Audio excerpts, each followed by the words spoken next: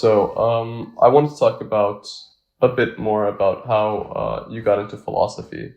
So I talked about this as well with Professor Shimfas, and I just wanted to know, as a woman in philosophy, maybe you could give your perspective. You tell me how you got in. How do you find the academic life as a woman? Yeah. I think I got into philosophy pretty spontaneously. So that was a kind of spur of a moment decision.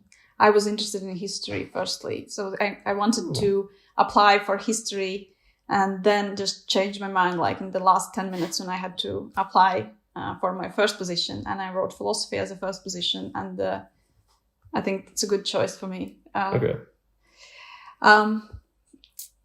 But in the academic life, well, yes. And so the interest developed and continued, and philosophy continued to interest me. And I found new challenges all the way, and yes. But my work in Riga Students University has kind of it's in a different direction than my interest in ancient philosophy. So that's interesting. So I have to learn something new, and I have to study some other kind of disciplines. And do you also work at Latvia's university? No, not in Latvian university.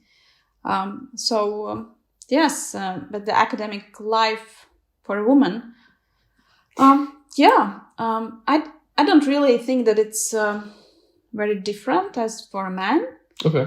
But I think that in Latvia in general, there are still some areas that we could improve to make it maybe easier for women, but not so much practically maybe, because practically I think it still depends pretty much on the family arrangements and on the workplace arrangements. And I think that they are, at least the Stradin University is very kind of forthcoming, but I think on a kind of the psychological level, or maybe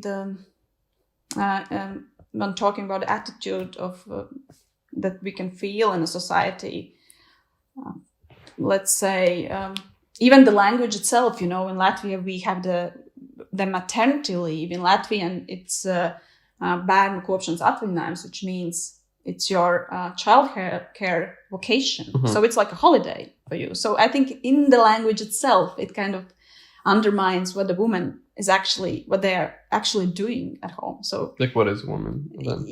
In a sense. So if you're on a childcare holiday, so it's good for you, but you're actually not. You're trying to, balance your career and your domestic life. So, and things like that. And also, I think one more example I thought of when I was driving to the interview was about, that small children, they usually get sick or something. That's just the immunization process, and it's completely natural. And but in Latvia, we have the saying that it's a nightmare for the employer. So imagine it's the language itself. I think it's kind of it's not helping, because of course we know that if a child is sick, it's a nightmare maybe for the child and for the mother, not for the employer. But the language kind of, and the ways we describe these situations, it kind of undermines the work that women are doing. In regards to this, I see it like, at least in Western countries, is that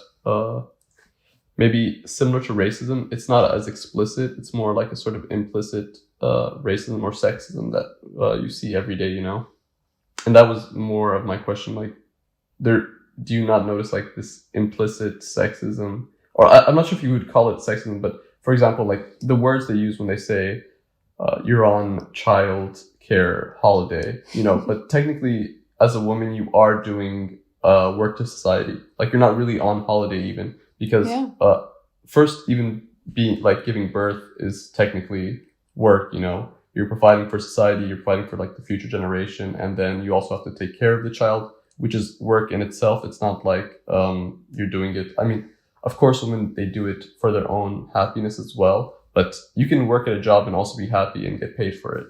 But for example, when you give birth to a child, you're not getting paid for giving birth to the child or taking care of the child, except for like this child care, holiday thing. Yes.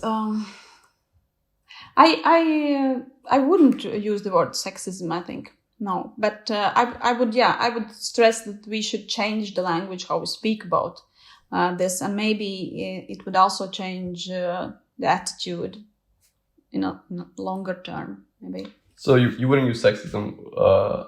Is that just because you think it's too, I guess, vulgar in a sense? I have no objection to the word if it's used, I think, in a real sexism situations, but I don't really, maybe it's due to my experience. Okay. I can only, if I've been working maybe like in some kind of centers where they work with difficult family situations, there are a lot also of my acquaintances working in centers like these, and they see the situations, they see some radical and terrible situations in families, and I would say, okay, in these cases there is also sexism, and there is usually what comes with that, also violence and things like that. But as in a society in general, I don't really see that. Yeah. But I guess I could say as well that a lot of the I won't really call it sexism, but a lot of the, I guess, blatant sexism, no, like in terms of like the violence, for example, that's something that when we see it, we're like induced to change it immediately because it's so, I guess, radical to like our beliefs or our ideas. But in regards to what I consider like this implicit sexism, where maybe even wording is different, or women aren't paid well for or women aren't paid at all for like giving birth or taking care of a child. That for me is, I guess, a greater violence onto women because it's something that we see every day and we don't really do anything about it because for us it's so mundane. We look at it and it's like it's something women have always done. It's something that can't really be changed. So at what point should we really say like this is the real violence that's being done against women, and not well, as well as like beatings and rape and all that, but I'm talking more about the really implicit things that we can't really change every day.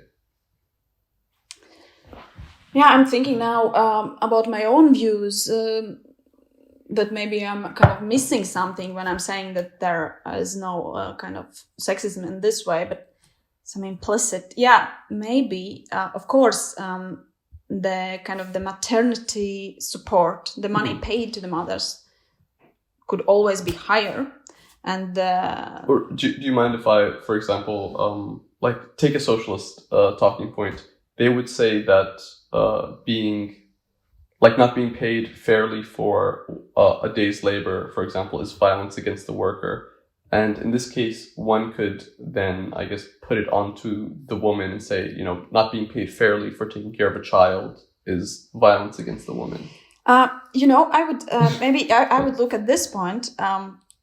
I think that the child support, the money paid for the woman, shouldn't be directly linked to her previous salary, because I think that is kind of. But I don't really see an easy solution for that. Of course. But if it's directly linked to your salary, it means that if you are very young or if you are inexperienced, it means you will have a lesser amount of money to take care of your child, but the work amount you're doing for raising a baby and a child for the society is the same. Of course. So I think this might be reconsidered, but in no obvious way. I don't see an obvious solution to that, but of course, and also one more aspect for this is that child rearing is done 24/7, That's true. but you get paid like for 8 hours in a day if you compare it to the salary. So, but I don't know about any country in the world that can kind of who has a better solution. Of course. No, I totally agree. It's just I'm just asking questions about how we view these things. Mm-hmm.